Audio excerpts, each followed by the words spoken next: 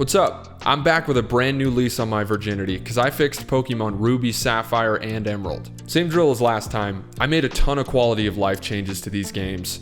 And I know there's already hacks out there that do this, but in my opinion, they all go way too overboard, changing the game way too much. I want to play the same game that I've been playing for years. I just want it to be like 5 or 10% better. So that's what I was going for with all the changes I made. Kicking things off, I know everybody likes Emerald version better, but stick around because I made some really cool updates to Ruby and Sapphire as well. First on the list, I made it so you can run everywhere. In Gen 3, for some reason, they made it so you can't run indoors. I removed that. Now you can run literally everywhere. I also added a new item to the game called the Trade Stone that evolves every single Pokemon that was previously evolved via trade. So this includes Machoke, Graveler, Haunter, Seadra into Kingdra. Any Pokemon that evolves into trade now evolves via the Trade Stone. If you're wondering about Clamperl, I did that one a little bit differently. You can just use the Deep Sea Tooth or the Deep Sea Scale to evolve Clamperl into whatever evolution you want.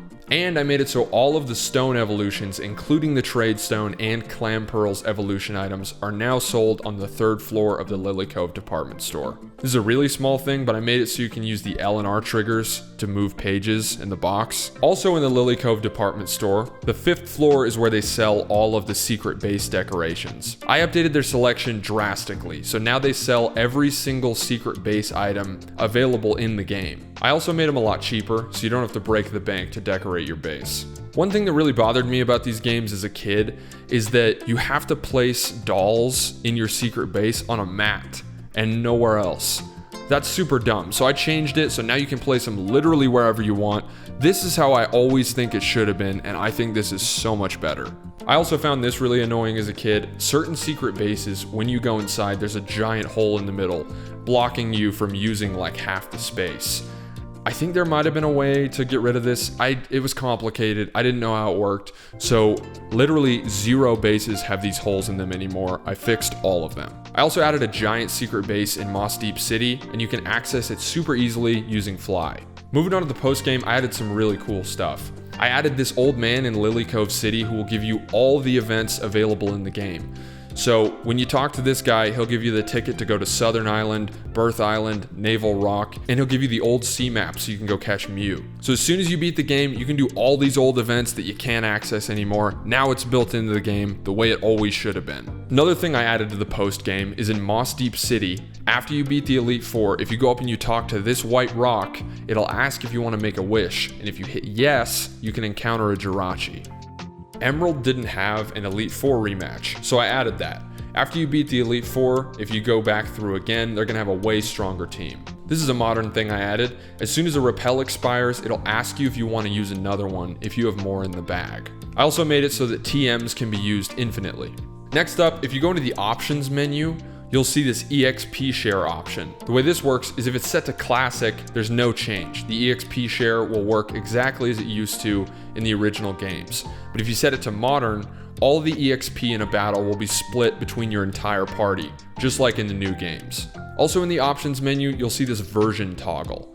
And what this does is it allows you to catch the other version exclusives from the other games. So I'm in Emerald version right now, and on this route, normally you can only find Seviper and Lombre, right? But if I switch it to Ruby version, now I can encounter a Zangoose, all in the same game. Alright, so everything I just listed so far is in my changes to Ruby, Sapphire, and Emerald. Now I'm going to talk specifically about what I added to just Emerald version, and then I'm going to talk later about what I added to just Ruby and Sapphire. You may know that in Emerald version, the RNG is notoriously messed up, so I fixed it.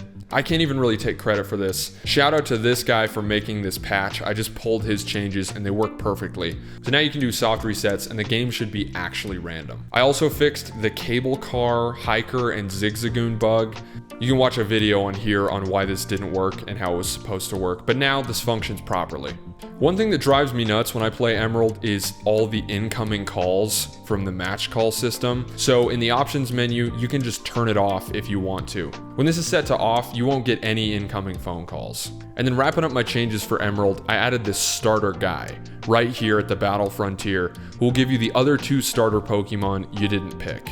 So thanks to these changes, you can now catch every single Hoenn Pokemon all in one game, all without trading. All right, now I'm going to talk about Ruby and Sapphire, and I'm really happy with some of these updates that I made. Everybody likes Emerald version a lot better, and there's a lot of really valid reasons for that. The sprites have these little cool animations. The font is better, if that's something you care about. When you catch a Pokemon, the Pokeball does this little star animation. You can catch both Kyogre and Groudon in Emerald. Well, good news, I added all of that stuff to Pokemon Ruby and Sapphire. That's right, so now on the summary screen and in battles, you'll now see those 2-frame animations from Emerald version. And then when catching a Pokemon, you'll see this little star animation, just like in Emerald. For the Ruby and Sapphire post-game, if you go to the Weather Institute and you talk to this guy, he'll tell you about some weird weather patterns. And then you can go to Terra Cave in Sapphire or Marine Cave in Ruby and catch the other box legendary. I also added the starter guy outside the battle tower so you can get the other 2 starters in the post game. Like I mentioned earlier, if you go into the options menu, you can get the other version exclusives. And then I updated it so you can take both fossils in Route 111. So again, you can catch all the available Hoenn Pokemon in just one game, all without trading. Ruby and Sapphire don't have a match call feature, but I made it so you can rematch gym leaders after you beat the Elite Four. All you have to do is just go up and talk to them, and they've got a way stronger team. This can be done as many times as you want. You can just continue to rematch them and gain experience and level up your Pokemon if you want. I also added an Elite Four rematch. After you beat the Elite Four the first time, you can go back through and they will have a much stronger team. And finally, I fixed the berry glitch. So after 100 hours, you can keep growing your berries in these games. Anyway, those are all the changes I made. If you want to play through my versions of these games, you can get the IPS patch for each version in the description below.